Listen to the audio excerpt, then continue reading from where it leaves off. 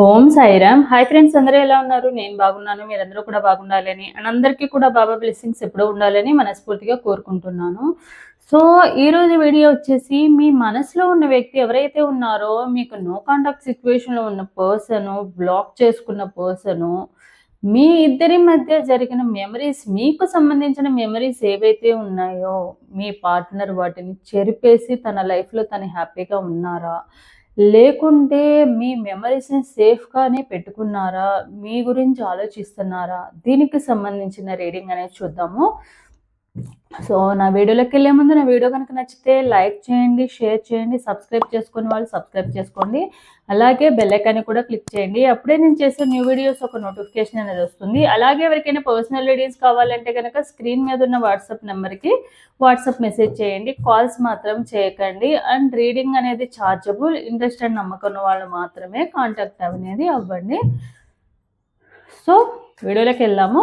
ఒకసారి deep breath తీసుకోండి. మీ నేమ్స్ అండ్ మీ పార్ట్నర్ నేమ్స్ అనేవి తలుచుకోండి. అప్పుడే ఎనర్జీస్ అనేవి అక్యురేట్గా కనెక్ట్ అవుతాయి. అండ్ మీ ఇద్దరి మధ్య జరిగిన స్వీట్ మెమరీస్ ఏవైతే ఉన్నాయో వాటిని కూడా తలుచుకోండి. అండ్ ఇది ఒక జనరల్ రీడింగ్, ఎవరి పర్సనల్ రీడింగ్ నేను ఇక్కడ తీయట్లేదు. ఎవరి ఎనర్జీస్ అయితే ఈ రీడింగ్లో 60 to 70% మీ లైఫ్లో జరిగినట్టు ఈ రీడింగ్లో ఉంటే కనుక మీ ఎనర్జీస్ అనేవి కనెక్ట్ అయినట్టు. సో దానిని దృష్టిలో పెట్టుకోండి. లేదంటే ఇది ఒక జనరల్ రీడింగ్ కాబట్టి జనరల్ రీడింగ్గా తీసుకోండి. సో చూద్దాము, మీ మనసులో ఉన్న వ్యక్తి మీ ఇద్దరికి సంబంధించిన మెమరీస్, మీ మెమరీస్ తను మర్చిపోయారా, డిలీట్ చేసేసారా తన మైండ్లో నుంచి కూడా, లేదా సేఫ్గానే ఉంచుకున్నారా, మీ గురించి ఆలోచిస్తున్నారా, దీనికి సంబంధించింది చూద్దాం. Page of pentacles, judgement,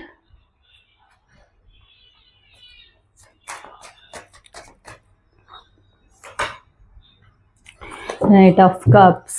me partner మీకు సంబంధించిన మెమరీస్ ఏవైతే ఉన్నాయో, మీకు సంబంధించిన మెమరీస్ని వాళ్ళైతే డిలీట్ అయితే చేయలేదు. అండ్ మీకు సంబంధించిన మెమరీస్ని తను లైఫ్లో నుంచి రిమూవ్ చేయడము, అసలు మీ గురించి ఆలోచించకుండా ఉండడము, అలాంటివి అయితే ఏం చేయలేదండి. మేబీ మీ పార్ట్నరు మిమ్మల్ని జెన్యూన్గానే లవ్ చేసిన పర్సన్ అయ్యి ఉండొచ్చు. సో దానివల్లే మీ మెమరీస్ ఏవైతే ఉన్నాయో, మేబీ మీ ఇద్దరి మధ్య పాస్ట్లో జరిగిన చాలా మెమరీస్, మీ ఇద్దరి మధ్య మీరు వాళ్ళని ఎంత ఎఫెక్షన్గా చూసుకున్నారనేది కూడా వాళ్ళు పదే గుర్తు చేసుకుంటూ ఉంటారు. అండ్ అంతేకాకుండా వాళ్ళకి మీ విషయంలో తప్పు చేశానన్న రిగ్రెట్ ఫీలింగ్ కూడా ఉందన్నమాట మీ పార్ట్నర్కి. మీ రిగ్రెట్ ఫీలింగ్ కూడా ఉంది. బట్ మీరు వాళ్ళని ఎంత ప్రేమగా చూసుకున్నారనేది కూడా వాళ్ళకి ఎప్పటికీ కూడా గుర్తుంది. మీ మెమరీస్ ఎప్పటికీ కూడా వాళ్ళు అంతే సేఫ్గాను, మీ ప్లేస్లో, వాళ్ళ లైఫ్లో మీ ప్లేస్ అనేది మేబీ వేరే వాళ్ళకి రీప్లేస్ చేయలేకపోయి ఉన్న పర్సన్ కూడా అయి ఉండొచ్చు. అంటే వేరే వాళ్ళకి రీప్లేస్ చేయలేదంటే వాళ్ళ లైఫ్లో ఇంకో పర్సన్స్ ఎందుకు వస్తారు, మరి ఎందుకు వదిలేసి వెళ్తారు అని అనొచ్చు. బట్ ఎంతమంది వాళ్ళ లైఫ్లోకి వచ్చినా మీతో ఏదైతే బాండింగ్, ఆ అటాచ్మెంట్ అయితే ఏదైతే పాస్ట్లో మీ ఇద్దరి మధ్య ఉన్నదనేది వేరే వాళ్ళతో, వాళ్ళ లైఫ్లో ఎంతమంది వచ్చినా, లైఫ్ పార్ట్నర్స్ వచ్చినా, వేరే మ్యారేజ్ చేసుకున్నా, ఎంతమంది వచ్చినా కూడా వాళ్ళతో ఆ అటాచ్మెంట్ అనేది, ఆ ఫ్రీడమ్ ఆర్ ఏంటంటే మన అనుకునే ఫీలింగ్ అనేది, ఫ్రీడమ్ అనేది కూడా మీ దగ్గర ఉన్నట్టుగా మాత్రం ఇప్పటికీ రాదు. అండ్ మీతో ఎలా అయితే ఏదైనా కూడా షేర్ చేసుకోవచ్చు, ఏదైనా కూడా చెప్పుకోగలరు అన్న ఫీలింగ్ ఏదైతే ఉందో, ఇప్పుడు నెక్స్ట్ ఎవరైనా వచ్చిన వాళ్ళ లైఫ్లోకి వాళ్ళతో మాత్రం అలా ఎప్పటికీ కూడా షేర్ చేసుకోలేదు. ఎంతవరకు మాట్లాడాలో అంతవరకే మాట్లాడతారు, ఎంతవరకు దాచిపెట్టాలో అంతవరకే దాచిపెడతారు, ఏదైతే ఓపెన్ అప్ అవ్వాలో అవి మాత్రమే ఓపెన్ అప్ అవుతారు. ఎందుకంటే కొన్ని సిచ్యువేషన్స్ ఏంటంటే అందరితో షేర్ చేసుకునే విధంగా ఉండవు. బట్ వాళ్ళు మీ విషయంలో మీ తప్పు లేకుండానే వాళ్ళ సైడ్ నుంచే తప్పు ఉందని అయితే వాళ్ళైతే డెఫినెట్‌గా వాళ్ళు రియలైజ్ అయ్యారు. బట్ జరిగిపోయింది కాబట్టి మళ్ళీ బ్యాక్‌కి వెళ్ళడము కరెక్టా కాదా అని కూడా ఆలోచించుకుంటున్నారు. మీ లైఫ్‌లో మీరు హ్యాపీగా ఉండుండొచ్చు. లేదా ఇప్పుడు వెళ్ళడం వలన ఈ ప్రాబ్లమ్స్ ఇంకా పెరుగుతూ ఉండొచ్చు అన్న ఉద్దేశంతో అయినా కూడా వాళ్ళు మీ గురించి ఆలోచిస్తున్నా కూడా రాలేకపోవడానికి కూడా రీజన్ అది అయ్యి ఉండొచ్చు. Page of wands, hanged man and the 4 of swords ఏంటంటే వాళ్ళు రియలైజ్ అయినా కంప్లీట్గా మీ ఇద్దరి మధ్య రిలేషన్షిప్ బ్రేక్ అవ్వడం కానీ, నో కన్నట్ సిచ్యువేషన్లోకి వెళ్ళడానికి కానీ, లేకుంటే మీ ఇద్దరి మధ్య దూరం పెరగడానికి కానీ ఏదైతే ఉందో ఈ సిచ్యువేషన్కి వాళ్ళు 100% రెస్పాన్సిబిలిటీ అనేది అయితే వాళ్ళు ఫీల్ అవుతున్నారు. ఎందుకంటే వాళ్ళ సైడ్ నుండి మిస్టేక్ ఉంది అనేది వాళ్ళకి తెలుసు. బట్ మేబీ మీ పార్ట్నరు మీరు వాళ్ళ లైఫ్‌లో ఉన్న టైంలో వాళ్ళకి అన్‌మ్యారీడ్ పర్సన్ అయ్యి ఉండొచ్చు. తర్వాత ఫ్యామిలీ రెస్పాన్సిబిలిటీస్ వల్ల కానివ్వండి, ఇలా కొన్ని సిట్యుయేషన్స్ వల్ల ఇంకో మ్యాచ్ చూసుకోవడమో, ఇంకో పార్ట్నర్‌ని తన లైఫ్‌లోకి తీసుకోవడము, ఇలాంటివి ఏవైనా జరుగుండొచ్చు. సో, ఆ టైంలో ఏందంటే మీకన్నా కూడా వాళ్ళ ఫ్యామిలీ ఆ రెస్పాన్సిబిలిటీకి ఎక్కువ ప్రిఫరెన్స్ ఇచ్చి, వాళ్ళ లవ్‌ని కూడా వాళ్ళు సాక్రిఫైస్ చేసి అంటే వాళ్ళ సైడ్ నుంచి వాళ్ళు ఏం ఫీలింగ్ అవుతున్నారంటే, సో నా ఫ్యామిలీ కన్నా నా లవ్ ఏం గొప్పది కాదు. నా లవ్‌ని నేను సాక్రిఫైస్ చేస్తేనే నా ఫ్యామిలీ హ్యాపీగా ఉంటారు అన్న ఫీలింగ్‌లో ఉన్నారప్పుడు. అంటే మీ ఒక్కరి కోసము అంతమందిని ఎందుకు బాధ పెట్టడం అన్న ఫీలింగ్‌లో తను బాధపడినా మిగతా పర్సన్స్ అంతా ఫ్యామిలీ అంతా కూడా లైఫ్ అంటే ఫ్యామిలీ కూడా కదా అన్న ఫీలింగ్ తనకు ఆ టైంలో ఉంది. మరి ఆ టైంలో ఎప్పుడైతే మీ లైఫ్‌లోకి వచ్చిన టైంలో ఆ ఫ్యామిలీ గుర్తుకు రాలేదా? ఆ టైంలో ఫ్యూచర్‌లో ఇలా ఉంటదని వాళ్ళు ఆలోచించలేదా అంటే డెఫినిట్‌గా ఆలోచించరు. ఎవ్వరు కూడా ఫ్యూచర్ గురించి ఆలోచించి ఎవ్వరు ఏ రిలేషన్‌షిప్‌లోకి కూడా రారు. ఎందుకంటే ఫ్యూచర్ నెక్స్ట్ మినిట్ ఏం జరుగుతుందనేది మన చేతుల్లో లేనప్పుడు ఫ్యూచర్‌లో ఒక 2 ఇయర్స్ తర్వాత, 5 ఇయర్స్ తర్వాత, ఒక 10 ఇయర్స్ తర్వాత ఎలా ఉంటుందని ఇప్పటి నుంచి గెస్ చేసేసి ఒక గిరిగీసుకుని బౌండరీస్ క్రియేట్ చేసుకుని ఎవ్వరూ ఉండరు. ఒకవేళ అలా కూర్చున్నా కూడా డెస్టినీ మన లైఫ్‌లో రావాలి అనంటే డెఫినిట్‌గా ఎంత బౌండరీస్ క్రియేట్ చేసుకుని కూర్చున్నా కూడా వాళ్ళ లైఫ్‌లోకి రావాల్సిన పర్సన్స్ రావాల్సిన టైంలో వచ్చే తీరుతారు. సో, అందుకని ఏంటంటే వీళ్ళు కామ్‌గా ఉండడము, కామ్‌గా వెళ్ళిపోయారు గూడా. అంటే మేబీ కొంతమందేందంటే అసలేమి చెప్పకుండానే మేబీ మీరెక్కడ బాధపడతారో తెలిస్తే అన్నట్టుగా సైలెంట్‌గా వాళ్ళ పనులు వాళ్ళు జేసేసుకొని కామ్‌గా ఉన్నారు. లేకుంటే బ్లాక్ చేసుకోవడమో, అసలు నో కాంటాక్ట్ సిట్యుయేషన్‌లోకి వెళ్ళిపోవడమో, జస్ట్ ఒక మాట చెప్పేసి ఇలా సిట్యుయేషన్ అని చెప్పి వాళ్ళతో ఇంకా కమ్యూనికేషన్ లేకుండా ఉండడమో చేశారు. సో, ఆ టైంలో సైలెంట్‌గా ఉండడం కూడా కరెక్ట్ కాదన్న ఫీలింగ్ అయితే ఉంది వాళ్ళకి. కానీ ఆ టైంలో సైలెంట్‌గా ఉండడమే ఒక బెస్ట్ సొల్యూషన్ అని గూడా అనుకున్నారు వాళ్ళు.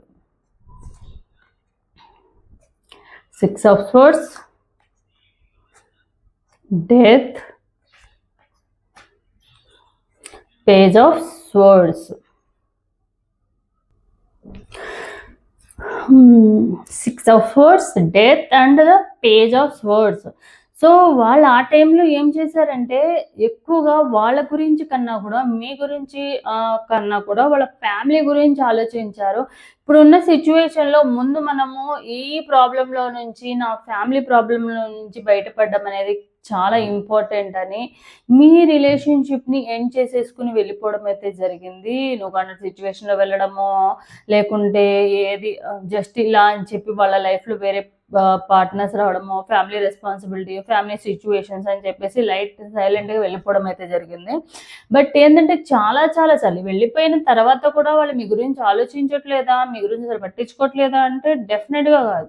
వాళ్ళు డెఫినిట్‌గా మీ గురించి ఎంక్వైరీ చేసుకుంటూనే ఉన్నారు. మీరెలా ఉన్నారు? మీ ఇద్దరికి మధ్య కామన్ ఫ్రెండ్స్ ఉంటే వాళ్ళ ద్వారా కానీ, మీరు ఒకవేళ రిలేటివ్స్ అయితే మీ రిలేటివ్స్ ద్వారా కానీ అసలు వాళ్ళకి మీకు మధ్య వేరే కమ్యూనికేషన్ ఎవ్వరూ లేకుంటే గనక మీ సోషల్ మీడియా కానీ ఏదో ఒక దాని ద్వారా వాళ్ళు మిమ్మల్ని స్పై చేస్తూనే ఉంటారు. మీ డీపీస్ చూడడము, మీ ఫొటోసు, మీ యాక్టివిటీస్ అన్నీ కూడా చూస్తూనే ఉంటారు. నేను ఈ విషయంలో చాలా తప్పు చేశానని సారీ చెప్పండి. మీకు డైరెక్ట్‌గా చెప్పలేకపోయినా కూడా వాళ్ళు ఎన్నో సార్లు మీకు మీ ఫొటోసు, మీ పాస్ట్‌కి సంబంధించినవి ఏమైనా మెమరీస్ చాట్ అలాంటివి ఏమైనా సేవ్ చేసుకొని పెట్టుకున్నవి సారీ చెప్తూనే ఉంటారు. ఇప్పటి వరకి కూడా. అది మీ గురించి తెలుసుకుంటూనే ఉంటారు. ఓకే. తను సేఫ్‌గానే ఉంది. వాళ్ళు సేఫ్‌గానే ఉన్నారు. నా గురించి ఆలోచిస్తున్నారు. బట్ వాళ్ళ లైఫ్‌లో కూడా వాళ్ళు ముందుకు వెళ్తున్నారా లేదా? స్ట్రక్ పొజిషన్‌లోనే ఉన్నారా అని ఆలోచిస్తూనే ఉన్నారు.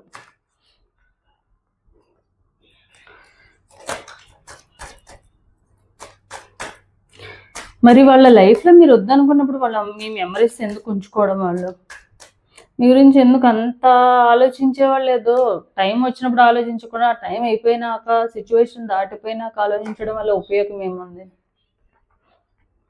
The fool, 2 of cups, 4 of cups.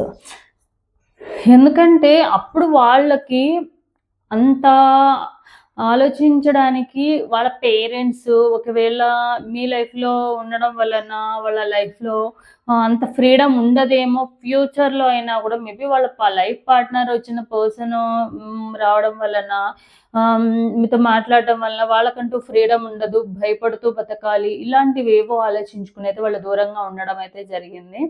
But మీకు సంబంధించిన వాళ్ళ పార్ట్నర్ మెయిన్ ఎవరైతే ఉన్నారో మేబీ వాళ్ళు బిఫోర్ మ్యారేజ్ చేసుకుని ఉండకపోవచ్చు, ఆఫ్టర్ మ్యారేజ్ చేసుకుని ఉండొచ్చు. ఆ పార్ట్నర్ కోసమే మిమ్మల్ని దూరంగా పెట్టడం అయితే జరిగింది. మేబీ ఎందుకు గొడవలు జరుగుతామో, ఫ్రీడమ్ ఉండదు, ఏదైనా తెలిస్తే మళ్ళీ పెద్ద ఇష్యూ అవుతుంది, ఫ్యామిలీస్ అయిపోతాయి, ఫ్యామిలీ రెస్పాన్సిబిలిటీస్ ఉన్నాయి, ఫ్యామిలీస్ సైడ్ నుంచి కూడా గొడవలు జరుగుతాయి. అంటే ఇటు మీ సైడ్ నుంచి కూడా గొడవలు జరుగుతాయి, 3 కుటుంబాల సైడ్ నుంచి కూడా గొడవలు జరుగుతాయి. ఎందుకు అన్న విధంగా అయితే ఆలోచించారు. బట్ ఏంటంటే మీ విషయంలో మాత్రం ఎప్పుడు తప్పు చేశాను, అనవసరంగా మీ లైఫ్లోకి వచ్చి మీకు లేనిపోని ఆశలు కల్పించి లేనిపోని వాళ్ళని మిమ్మల్ని ఎడిక్ట్ అయ్యేలాగా చేసుకున్నారు. సో అదైతే తప్పుగా అయితే ఫీల్ అవుతున్నారు వాళ్ళు. పాస్ట్లో జరిగిన విషయంలో కానీ ప్రజెంట్ మీరు బాధపడే వాటికి కానీ మేబీ కొన్నిసార్లు ఏంటంటే మేబీ వాళ్ళు చేసిన తప్పులకి వాళ్ళు కర్మ అనుభవిస్తారు. మిమ్మల్ని బాధ పెట్టి మీకు అన్నిటికి సంబంధించింది ఏదైనా అనుభవిస్తారేమో అన్న ఫీలింగ్ కూడా మీ పార్ట్నర్కి అయితే ఉంది. ద చారియట్,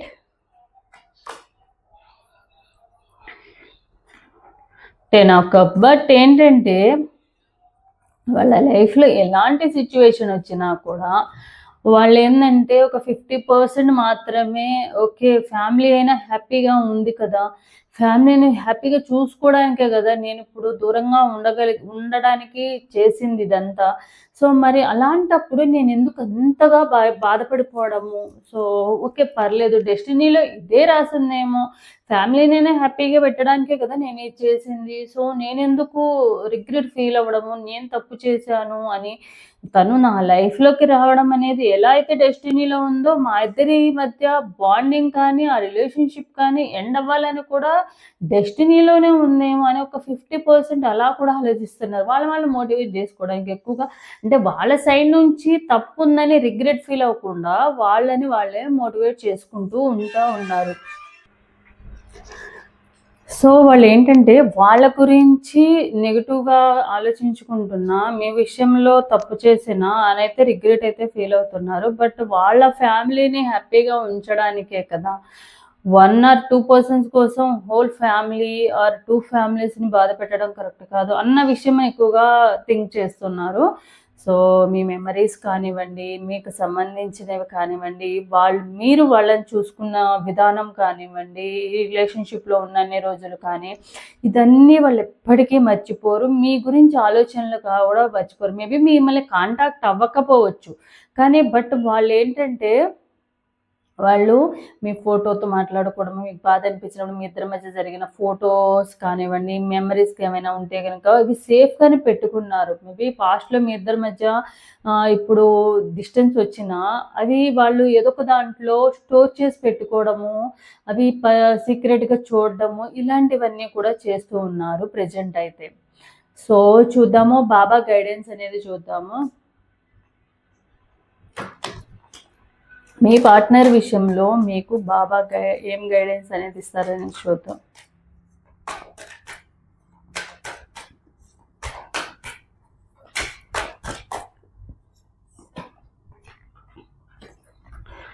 విచారము మరియు ఆనందము, నమ్మకము, నేర్చుకొనుము, కర్మ.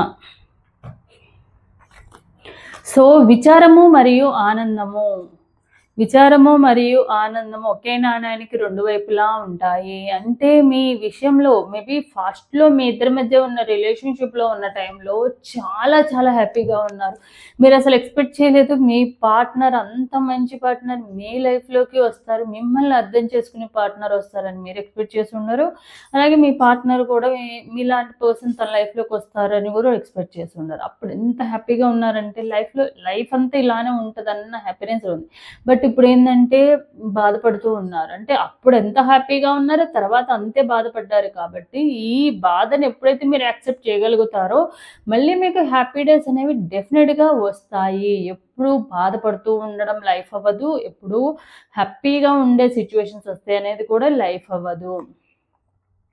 నమ్మకమా? మీ ఆలోచనలన్నిటిని నమ్మొద్దు. అవి నిజాలు కాదు. ఏవైతే మేబీ మీరు కొన్ని ఇమాజినేషన్స్‌లో ఉండుంటారు. మేబీ ఒకవేళ మీ పార్ట్నర్‌కి మీ లైఫ్‌లో ఉన్నప్పుడు అన్‌మ్యారీడ్ పర్సన్ అయ్యి, ఇప్పుడు మ్యారీడ్ అయ్యి ఉంటే మళ్ళీ వాళ్ళు మీ లైఫ్‌లోకి ఇదివరకులాగా ప్రేమగా రావాలి, వాళ్ళని వదిలేసి మీ దగ్గరికి ఉండాలి, మీతోనే ఉండాలి. ఇలాంటివి ఏవైనా ఇమాజినేషన్ చేసుకుంటే గనక అలాంటివైతే నమ్మొద్దు. అలా నమ్మడం కూడా ఒక కర్మ రూపంలోనే వస్తుంది. మేబీ మీ పార్ట్నర్ కర్మ ఒక ప్రభావం మాత్రమే, అది శిక్ష కాదు. మేబీ మీ పార్ట్నర్ మీ లైఫ్‌లోకి మేబీ పాస్ట్ లైఫ్‌లో ఉన్న కర్మ వలన మీ ఇద్దరి మధ్య కార్మిక్ రిలేషన్‌షిప్ అనేది రావడం అయితే జరిగుండొచ్చు. ఏదైతే పాస్ట్ లైఫ్‌లో మీతో వాళ్ళకి ఏదైతే ఆహ్, మిగిలి ఉందో అది ఇప్పుడు రుణం తీర్చుకోవడానికి కూడా మీ లైఫ్‌లోకి వచ్చి ఆ రుణం తీర్చుకొని వెళ్ళిపోయి ఉండొచ్చు. పాస్ట్ లైఫ్‌లో మీ ఇద్దరి మధ్య అది అనేది బ్యాలెన్సింగ్ ఉండుండొచ్చు. అది ఒక కర్మ రూపంలో భాగంగానే మీ పార్ట్నర్ మీ లైఫ్‌లోకి రావడం కానీ, మీ లైఫ్‌లో నుంచి వెళ్ళిపోవడం కానీ జరిగుండొచ్చు.